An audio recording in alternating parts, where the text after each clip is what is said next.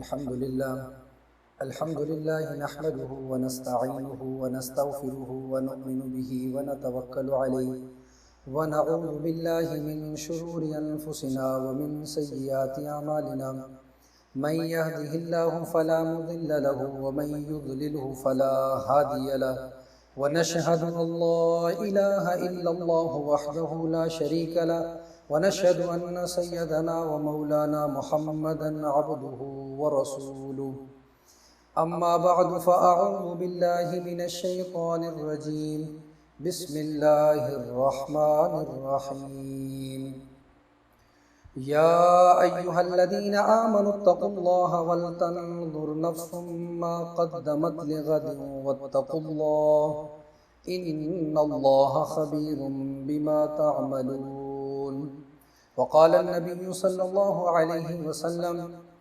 الدنيا سجن المؤمن وجنة الكافر أو كما قال عليه الصلاة والسلام اللهم صل على محمد وعلى آل محمد كما صليت على إبراهيم وعلى آل إبراهيم إنك حميد مجيد اللهم بارك على محمد وعلى آل محمد كما باركت على إبراهيم وعلى آل إبراهيم إنك حميد مجيد۔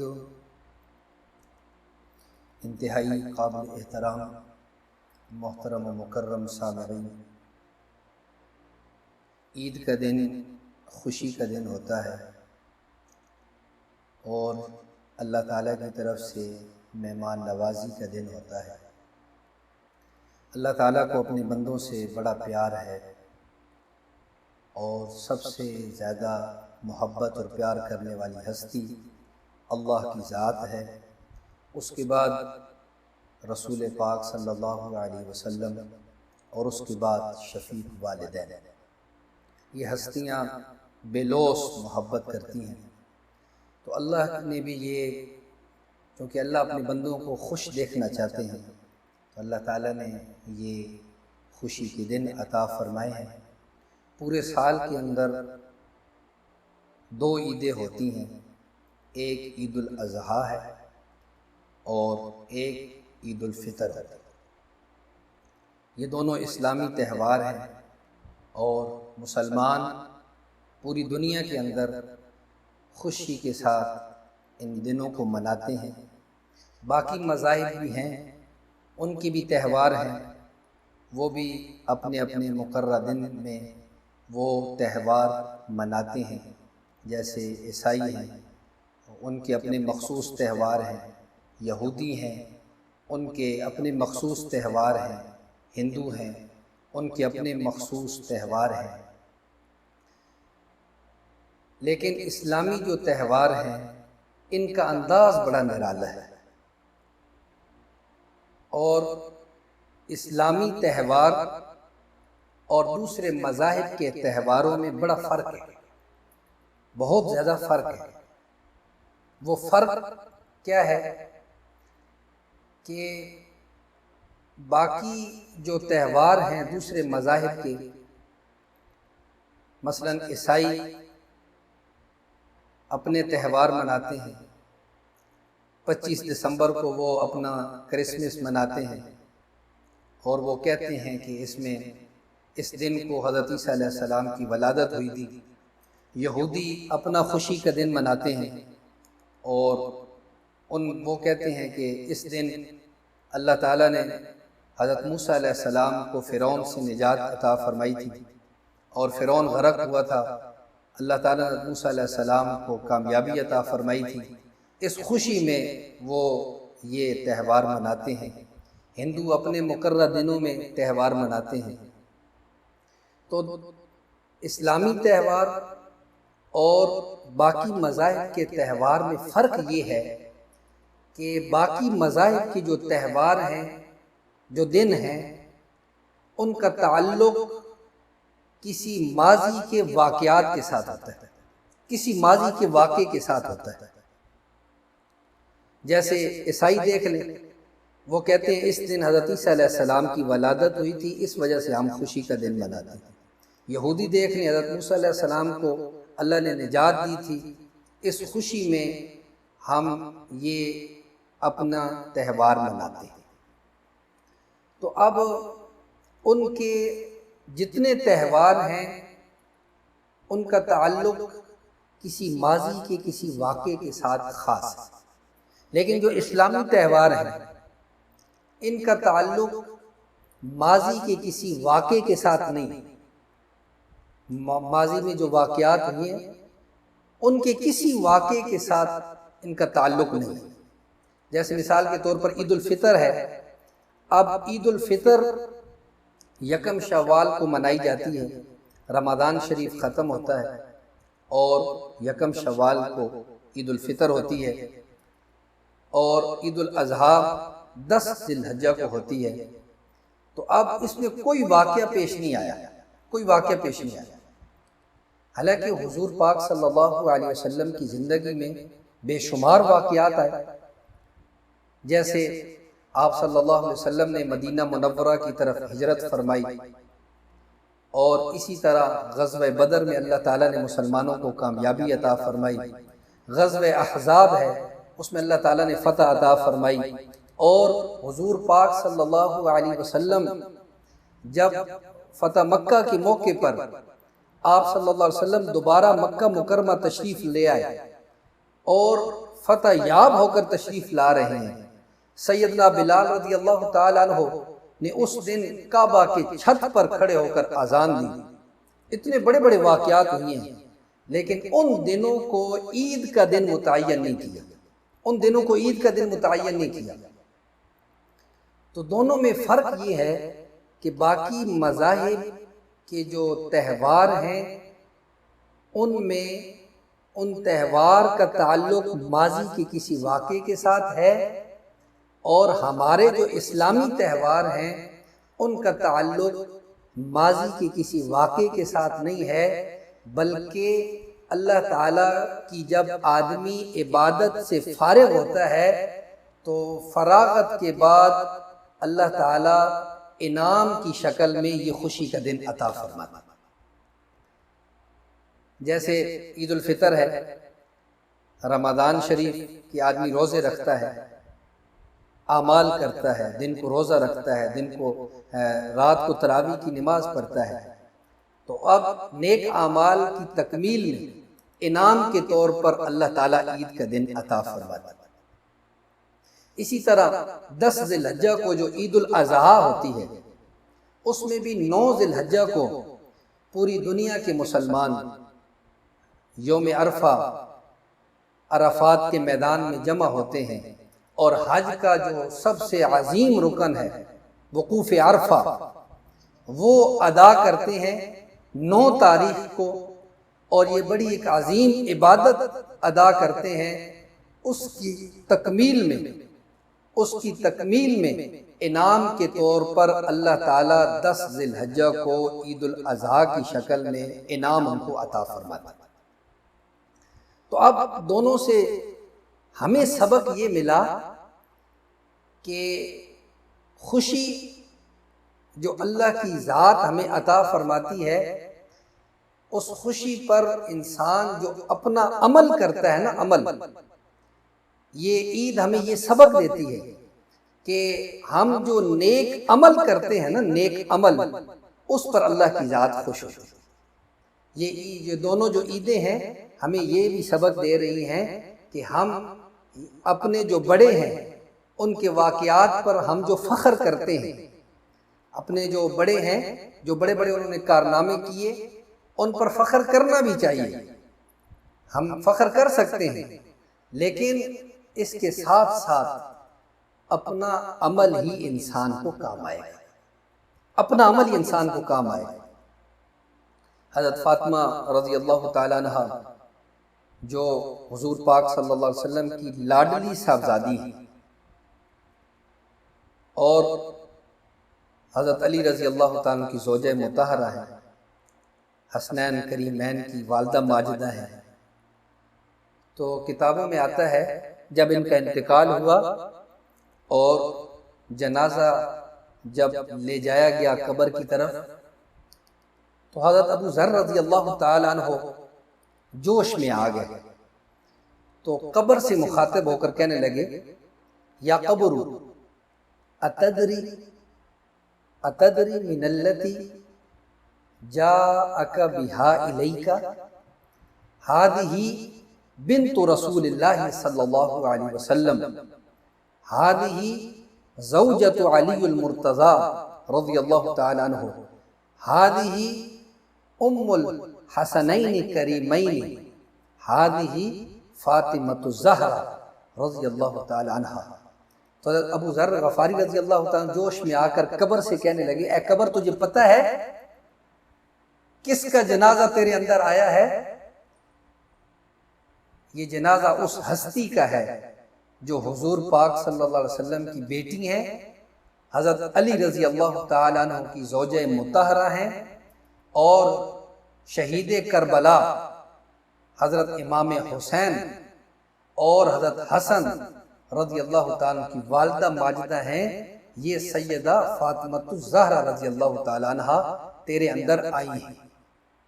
اللہ تعالیٰ نے قبر کو گویائی عطا فرمائی، تو قبر نے آگے سے جواب دیا کہ یا ابا ذر، اے ابو ذر، یہاں پر حسب نسب نہیں گنوائے جاتے، بلکہ یہاں تو عمل کا ذکر کیا جاتا ہے کہ کتنے نیک عمل کر کے کوئی آیا ہے۔ یہاں تو حسب نسب نہیں چلتا، بلکہ یہاں تو یہ چلتا ہے کہ کون نیک عمل کر کے آیا ہے، کون نیک عمل کر کے آیا ہے۔ تو یہ عید ہمیں یہ ایک سبق بھی دیتی ہے، ہمیں یہ ایک خاموش میسیج دیتی ہے کہ بھائی اپنا عمل بھی ٹھیک کرنے کی ضرورت ہے۔ جیسے حضرت بابا غلام فرید رحمۃ اللہ فرماتے ہیں کوئی بن گیا رونق پکھیاں دی، کوئی چھوڑ کی شیش محل چلیا، کوئی پلیا نازاں نخریاں وچ، کوئی گرم ریت تے تھل چلیا، کوئی بھل گیا مقصد آون دا، کوئی کر کے مقصد حل چلیا۔ غلام فریدہ اتھے ساری مسافر ہن، کوئی اج چلیا کوئی کل چلیا، کوئی اج چلیا کوئی کل چلیا۔ تو یہ دوستو عید ہمیں یہ سبق بھی دیتی ہے کہ اگلے جہان میں جو موت کے بعد کا جہان ہے، جو کام آنے والی چیز ہے وہ صرف اور صرف اچھے اعمال، صرف اور صرف اچھے اعمال۔ یہ عید کا دن بھی ہمیں یہی سبق دیتا ہے کہ بھائی اچھے کام کرو، کیونکہ انسان کو فنا نہیں ہے۔ جیسے کوئی آدمی جب مرتا ہے تو اس کے مرنے کا جو اعلان ہوتا ہے، اس کا یہ اعلان نہیں ہوتا کہ فلاں بندہ ختم ہو گیا، بلکہ اعلان ہوتا ہے فلاں بندے کا انتقال ہو گیا، فلاں بندے کا انتقال ہو گیا۔ کہ انتقال کیا ہے؟ انتقال کا معنی ایک جگہ سے دوسری جگہ منتقل ہو جانا، ایک جگہ سے دوسری جگہ منتقل ہو جانا۔ تو دوستو یہ ہمیں عید یہ سبق دیتی ہے کہ ایک سبق تو یہ ہے کہ ہم اپنے اعمال کو درست کریں، اپنے اعمال کو درست کریں۔ بعض لوگ عید کے دنوں میں گناہ اور زیادہ کرنا شروع کر دیتے ہیں، حالانکہ عید کا دن بھی عبادت کا دن ہے۔ اللہ تعالیٰ نے جو جائز خوشیاں دی ہیں، ان خوشیوں کو اپنا کر اب ایک بندہ عید کے دن ہی ہر کام کر رہا ہو، ہر کسی کو خوش کر رہا ہو، خود بھی خوش ہو رہا ہو، لیکن اللہ کی ذات اس سے ناراض ہو رہی ہو، تو اس کو خوشیوں میں کہاں سکون ملے گا؟ کہاں سکون ملے گا؟ اللہ تو فرماتے ہیں الا بذکر اللہ تطمئن القلوب، کہ بھائی ہم نے تو دلوں کا سکون اپنی یاد میں رکھا ہے، ہم نے تو دلوں کا سکون اپنی یاد میں رکھا ہے۔ تو جو دوستو اللہ کو خوش رکھے گا، حقیقی خوشیاں اسے نصیب ہوگی۔ اور سب سے بڑی خوشی یہ ہے کہ جس سے اللہ کی ذات خوش ہو، اس سے بڑی اور کوئی خوشی نہیں، اس سے بڑی اور کوئی خوشی نہیں ہے کہ جس سے اللہ کی ذات خوش ہو جائے، وہ واقعی خوشیاں منانے کے قابل ہے۔ اور اگر خوش نہیں ہے تو پھر فکر کرنے کی ضرورت ہے، اپنے آپ کو اللہ کی طرف متوجہ کرنے کی ضرورت ہے، اپنے آپ کو اللہ کی طرف متوجہ کرنے کی ضرورت ہے۔ تو یہ عید ہمیں ایک میسیج یہ بھی دے دے کہ ہم اپنے آپ کو گناہوں سے بچائیں۔ گناہوں کی عادت پڑ جائے تو پھر گناہ چھوڑنا مشکل ہو جاتا ہے۔ اپنے آپ کو گناہوں سے بچائیں، ہم سوچیں کہ یہاں ہم نے ہمیشہ نہیں رہنا، یہاں سے ہم نے جانا ہے، ہم مسافر ہیں، یہ گھر ہمارے مسافر خانے ہیں، یہاں پہلے چلے گئے، ہم بھی ایک دن دنیا سے اسی طرح چلے جائیں گے۔ حضرت علی رضی اللہ تعالیٰ فرمایا کرتے تھے فَمَنْ عَاشَ أَلْفًا وَأَلْفَيْنِ فَلَا بُدَّ مِنْ يَوْمٍ يَسِيرُ إِلَى الْقَبْرِ، کہ دوستو 1000 سال جی لو، 2000 سال جی لو، لیکن پکی بات ہے ایک نہ ایک دن قبر میں ضرور جانا، ایک نہ ایک دن قبر میں ضرور جانا۔ تو دوستو یہ عید ہمیں یہ سبق دیتی ہے۔ دوسرا، عید کے موقع پر ہم جو غریب لوگ ہیں ان کو بھی اپنی خوشیوں میں شامل کریں، ان کو اپنی خوشیوں میں شامل کریں۔ جو غریبوں کو اپنی خوشیوں میں شامل کرتا ہے اللہ خوش ہو کر اس کی اور خوشیاں بڑھا دیتے، اور اس کی خوشیاں بڑھا دیتے، کیونکہ اللہ تعالیٰ کو اپنی مخلوق سے بڑا پیار ہے، اور جو مخلوق کو خوش کرتا ہے اللہ تعالیٰ بھی اس سے خوش ہو جاتا ہے۔ اس لیے اپنے اڑوس پڑوس کے اندر اگر کوئی مستحق آدمی ہے تو اس کا بھی خیال کرنا، تاکہ وہ بھی عید کے دن وہ بھی خوش ہو، اس اچھے کپڑے پہنے ہوں، جس اعتبار سے اس کی مدد کر سکتا ہو اللہ تعالیٰ نے وسعت دی ہو تو اس کی مدد کرے۔ آپ اندازہ لگائیے آپ صلی اللہ علیہ وسلم عید کی تیاری فرما کر عید کی نماز پڑھانے کے لیے عیدگاہ تشریف لا رہے تھے، تو راستے میں کچھ بچے کھیل رہے تھے، بچوں نے بڑے اچھے اچھے خوبصورت کپڑے پہنے ہوئے تھے اور تیار ہو کر بچے کھیل رہے تھے، عید کا دن تھا۔ تو حضور پاک صلی اللہ علیہ وسلم بچوں کے پاس سے گزرے تو بچوں کو سلام کیا، بچوں نے سلام کیا تو آپ صلی اللہ علیہ وسلم نے سلام کا جواب دیا، اور اس کے بعد آپ صلی اللہ علیہ وسلم کی نظر پڑی ایک کونے کے اندر بچہ بیٹھا ہے اور وہ رو رہا ہے۔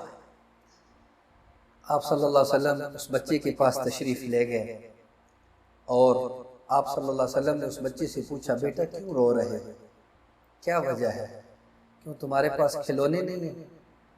میں تمہیں کھلونے لے کر دے دیتا ہوں، ان کے ساتھ کھیلو، آج خوشی کا دن ہے اور تیری آپ کی آنکھوں میں آنسو ہے، کیا وجہ ہے؟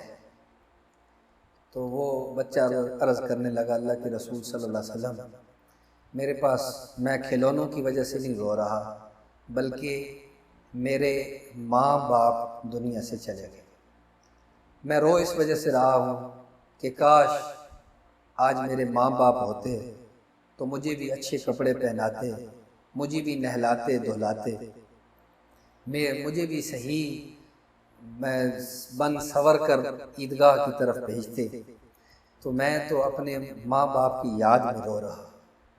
حضور پاک صلی اللہ علیہ وسلم نے بھی یتیمی کا دور دیکھا تھا۔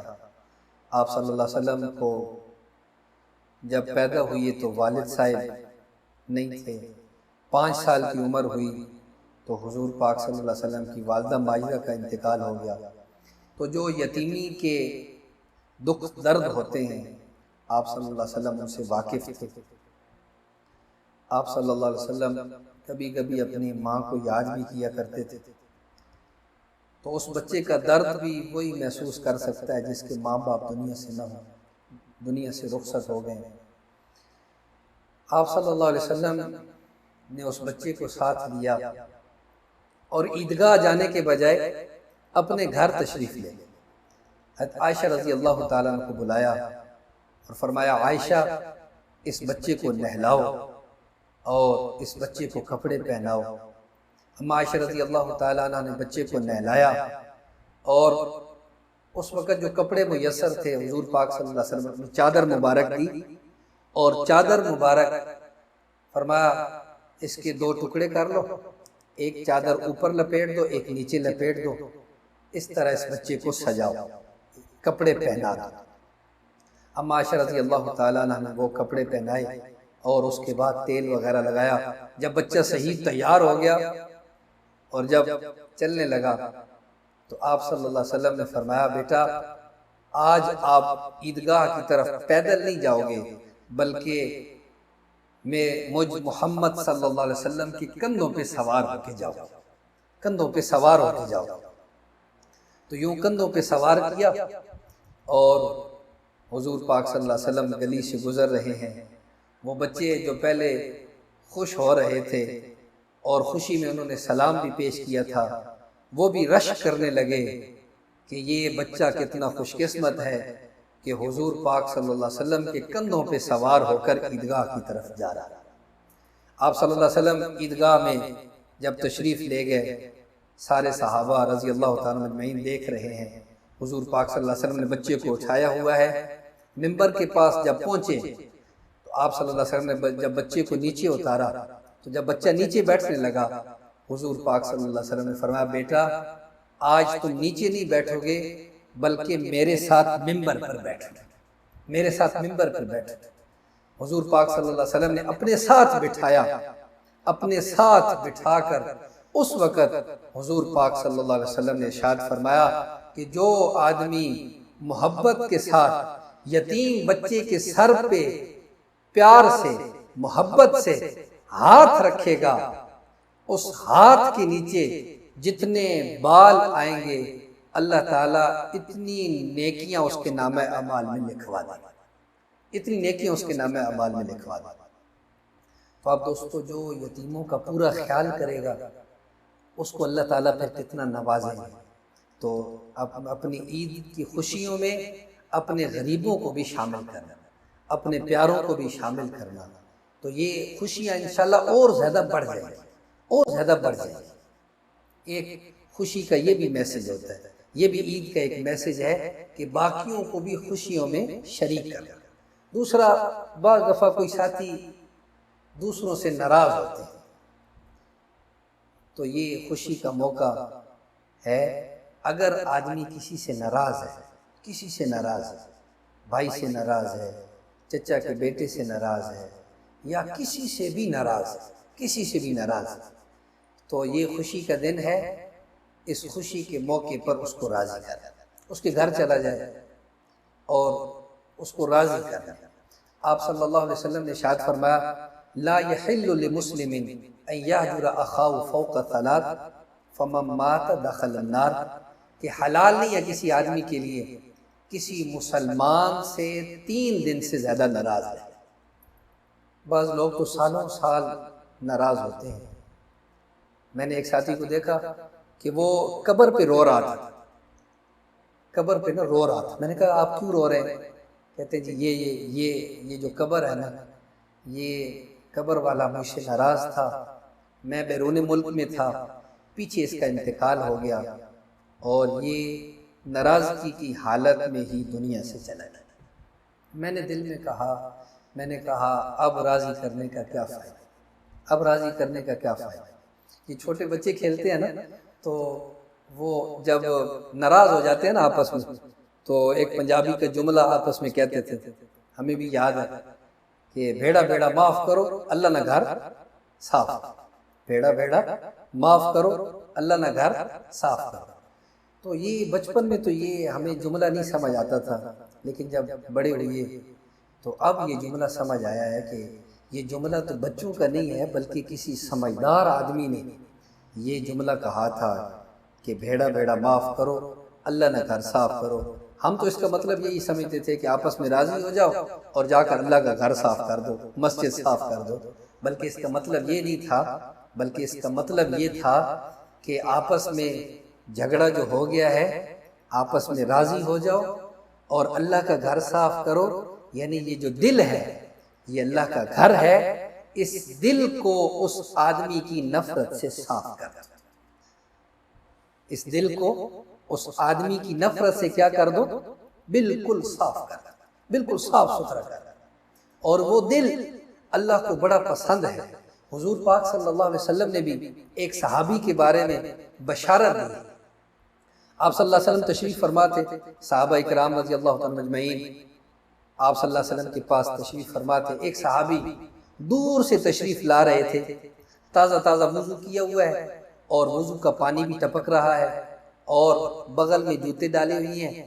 آپ صلی اللہ علیہ وسلم نے ارشاد فرمایا کہ جس آدمی نے جنتی دیکھنا ہو اس صحابی کو دیکھے، کسی نے جنتی دیکھنا ہو تو اس صحابی کو دیکھے۔ یہ حضور پاک صلی اللہ علیہ وسلم نے تقریباً 2-3 مرتبہ اس طرح ارشاد فرمایا. جب یہ صحابی کو حضور پاک صلی اللہ علیہ وسلم دیکھتے تو فرماتے کسی نے جنتی دیکھنا ہو تو اس صحابی کو دیکھے. تو ایک صحابی فرماتے ہیں کہ میں نے سوچا کہ وہ عمل دیکھتا ہوں جس عمل کی وجہ سے حضور پاک صلی اللہ علیہ وسلم نے ان کو جنت کی بشارت دے دی. وہ عمل تو دیکھنا چاہیے کہ وہ عمل کیا ہے جس عمل سے حضور پاک صلی اللہ علیہ وسلم نے اتنی ان کو دنیا میں بشارت دے دی کہ کسی نے جنتی دیکھنا ہو تو اس صحابی کو دیکھے. وہ صحابی فرماتے ہیں میں جس صحابی کو بشارت دی تھی نا ان کے ساتھ میں ان کے گھر میں گیا اور میں نے کہا میں آپ کا مہمان ہوں. تو انہوں نے کہا اہلا وسہلا مرحبا، آپ تشریف لائیں، مہمان ہیں. تو میں 2-3 دن ان کے ساتھ رہا، دن کا عمل بھی دیکھا، رات کے اعمال بھی دیکھے. تو مجھے کوئی خاص عمل نظر نہیں آیا. وہی اعمال تھے جو ہم بھی کرتے تھے اور اتنے کوئی نفلیں وغیرہ بھی وہ صحابی نہیں پڑھتے تھے. عشاء کی نماز پڑھ کے آرام فرماتے تھے، صبح کی نماز کے لیے اٹھتے تھے. تیسرے دن اس صحابی نے ان سے پوچھا بھائی آپ کے اندر کون سا ایسا عمل ہے جو رسول پاک صلی اللہ علیہ وسلم نے جنت کی بشارت دی ہے آپ کو؟ تو وہ صحابی عرض کرنے لگے کہ میرے اندر تو کوئی خاص عمل ایسا ہے نہیں، آپ بھی میرے ساتھ رہے ہیں. ہاں ایک عمل یہ ہے کہ میرا جو دل ہے نا سارے لوگوں کی نفرتوں سے پاک ہے. یعنی میرے دل کے اندر کسی کی کوئی میل نہیں، کسی کی کوئی نفرت نہیں ہے. تو اس عمل کی وجہ سے حضور پاک صلی اللہ علیہ وسلم نے اتنی بڑی بشارت دی ہے کہ کسی آدمی نے جنتی دیکھنا ہو تو اس صحابی کو دیکھے. تو اسی دوستو یہ عید کے موقع پر ہم اپنے دلوں کو بھی صاف کریں. دلوں کے اندر اگر نفرتیں ہوں، کینہ ہو، بغض ہو، حسد ہو. اب حسد کہ فلاں آدمی کے پاس یہ چیز کیوں ہے، اس کو حسد کہتے ہیں. فلاں آدمی کے پاس یہ چیز کیوں آ گئی، میرے پاس کیوں نہیں ہے، اس کو حسد کہتے ہیں. اور یہ تمنا کرنا کہ اس کے پاس وہ چیز ساری ختم ہو جائے، تباہ ہو جائے، اس کو کینہ کہتے ہیں. تو آپ صلی اللہ علیہ وسلم نے فرمایا کسی مسلمان کا کسی کے دل میں اگر حسد کینہ ہوتا ہے نا تو وہ نیکیوں کو ایسے کھا جاتا ہے جیسے خشک لکڑی کو آگ کھا جاتی ہے. خشک لکڑی کو جلدی آگ لگتی ہے، جلدی وہ آگ کی وجہ سے بالکل راکھ بن جاتی ہے کیونکہ وہ لکڑی خشک ہوتی ہے. اس طرح اس آدمی کی نیکیوں کو آگ لگ جاتا ہے. اس لیے دوستو ہم نے اپنے دلوں کو بھی صاف رکھنا ہے اور یہ عید ہمیں یہی سبق دیتی ہے کہ ہم اپنے اعمال کی فکر کریں اور خوشیوں میں دوسروں کو شامل کریں. کوئی اگر ہمارے ساتھ ناراض ہے ہم اس کو راضی رکھیں. اور اللہ تعالیٰ سے دعا ہے اللہ تعالیٰ یہ جو عید کی خوشیاں ہیں اللہ تعالیٰ سارے مسلمانوں کو نصیب فرمائیں. پوری دنیا کے اندر جو مسلمان ہیں اللہ تعالیٰ بار بار ان کو خوشیاں نصیب فرمائیں. مشکلات سے، غموں سے، پریشانیوں سے اللہ تعالیٰ حفاظت فرمائیں. وآخر دعوانا ان الحمد للہ رب العالمین.